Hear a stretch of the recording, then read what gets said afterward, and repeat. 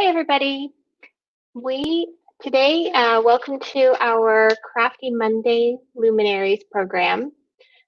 If you registered for this program, you had a kit with materials, but I'm going to go through the materials list so that if you didn't do that, you'll be able to make your own.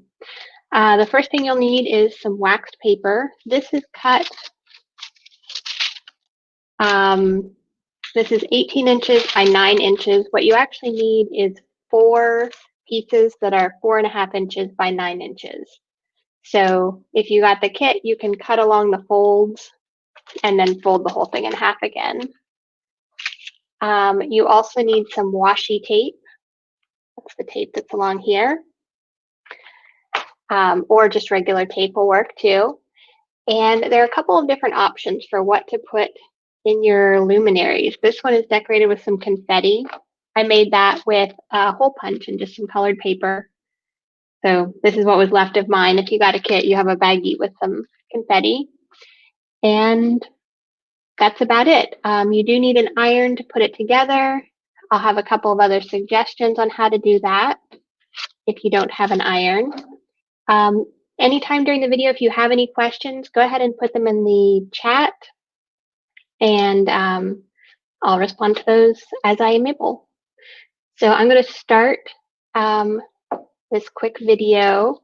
The first part of the video is going to show what to do once you have your 4.5 inch by 9 inch pieces of wax paper and how to add the confetti to those. So here we go. Now that you've seen how easy it is to make the pressed flower lantern, I just want to show you quickly another type of lantern that you can make, and it's using confetti. So to use that, you just want to either buy confetti, or I make confetti with the scraps of bright colored paper I have at home and a hole punch. So you just gather up all of your different colored paper and your just regular old hole punch, and you go to town. If you have a really old school hole punch, you know that whatever you punch just goes flying out, so you want to do it over a bowl. I have one of these nifty hole punches that has this arm here, so it keeps everything that I'm punching out in there. And then when I've done enough, I just open it up and out comes the confetti.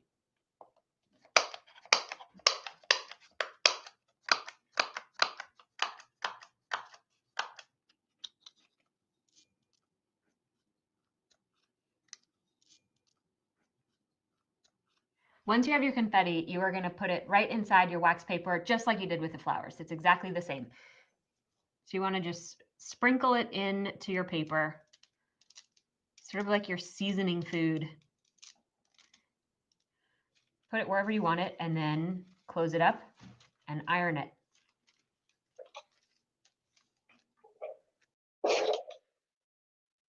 Okay, so we're going to pause there. The video, this is actually based on a class from Creative Bug, which is one of the digital resources we have at the library. So it's something that you can access with your library card to see the video. But these videos mostly focused on the other style of luminary. Ours has the confetti. This presentation mostly focused on the videos, the luminaries that were made with pressed flowers. So I'm going to jump to the other video just so that you can see that she explains the technique a little bit better on the pressed flowers one, because that's the first one that she went through in her class.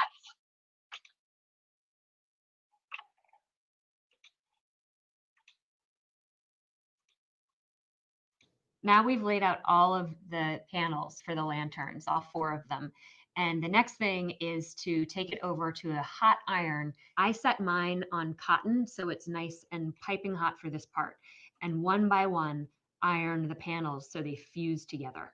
Now, where people tend to go wrong here a little bit is they will bang their iron down and think the more you iron, the stronger it will be, the more melty and fused it will be. But really what you want to do is just a light little pass, a quick pass over each panel.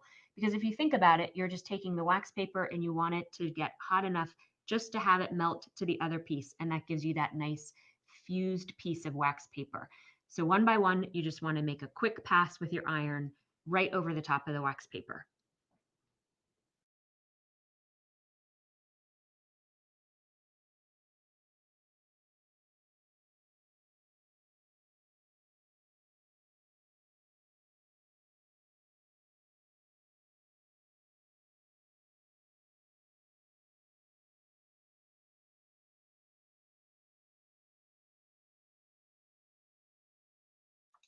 And I'm sorry, I was muted that whole time. Um, so what you were saying at the end there, where you want to be very quick with the iron, I noticed that one part, but I held the iron a little bit longer. It actually is loose in there. You have some of the wax starts to evaporate if you hold the iron there too long. And thank you for the comment, Trish, that you couldn't hear me. I caught that. Thank you. So you do want to be very quick. I know that not everybody necessarily has an iron at home. If you don't have an iron, a couple of other options for fusing these. Really, the heat is the best way. So if you don't have an iron, another option is to heat up a pan with some water in it on the stove. The water is important because it'll keep it from getting above a certain temperature, but do be really careful with that, and just kind of put it down very briefly like you do with the iron. Another option that won't work quite as well because it won't make it kind of clear like this is to use glue. And I didn't try that out, but I've heard that you can do that. It just isn't as clear, so it's not as pretty a product. So I'm going to start the video back up so we can see how to put the pieces together.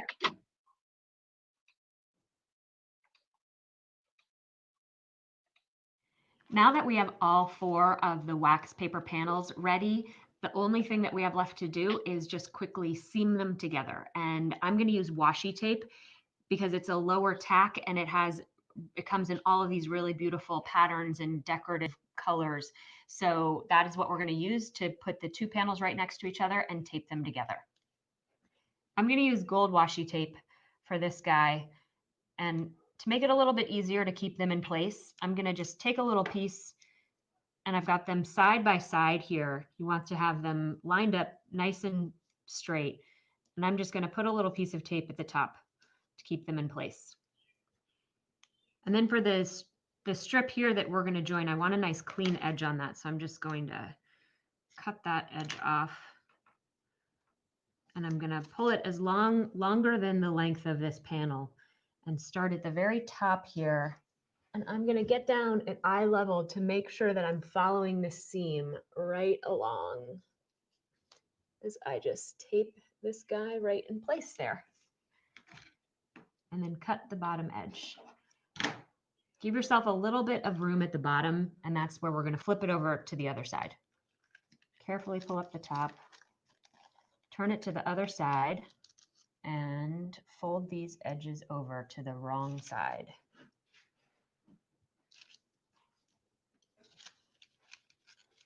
Take off these pieces of tape.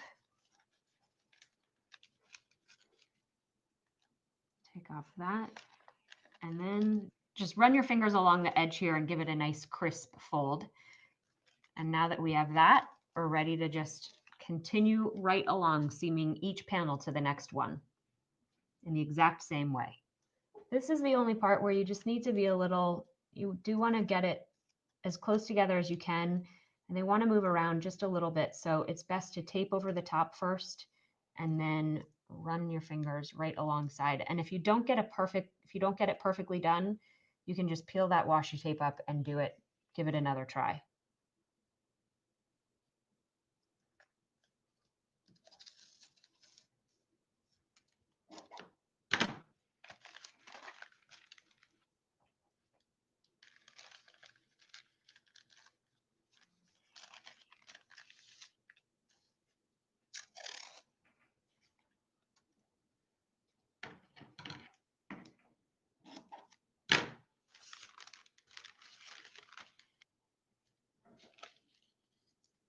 And you just want to fold that over to be nice and flush so it's a straight line right across the top edge. So after you have taped the 4 panels together, so you've done the 3 tapes, you are all ready to close up your last side. And the easiest way to do that is to lay it down so the wrong side is facing you, and then just fold these 2 sides in. They'll just flop right into place. And then you are just going to do the same exact thing over top of the whole lantern. This one's actually a little bit easier because everything is joined together so they don't move around as much. Run that last piece of tape along and then flip it back over. Fold that last tape over to the wrong side.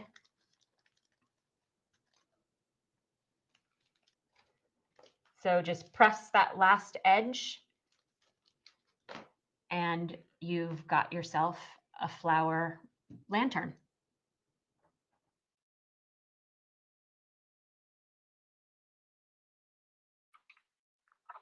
All right, so that is how you put together the lanterns.